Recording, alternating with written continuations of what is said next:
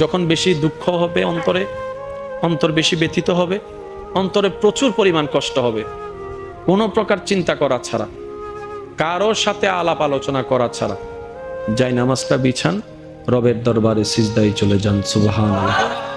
চোখটা বন্ধ করেন, চোখের পানি ছাড়তে থাকেন, মন হালকা হতে থাকবে, সিজদায় রবকে বলতে থাকেন, যা বলার বলতে থাকেন, যেভাবে বলার বলতে থাকেন।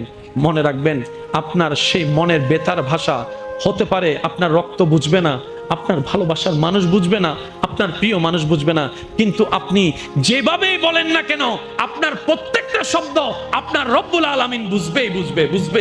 সুবহানাল্লাহ। আপনি যখন ওনাকে দুঃখের কথা বলবেন, উনি আপনার দুঃখটাকে হালকা করে দিবে, সেই দুঃখের খবর প্রকাশ করে আপনাকে কখনো বেইজ্জত করবে না। আর আপনি যখন সুখের খবর পেয়ে রবের দরবারে সিজদায় চলে যাবেন, তখন আল্লাহ তাআলা খুশি হয়ে আপনার সুখটাকে আরো বাড়ায় দিবে। লা ইন শাকারতুম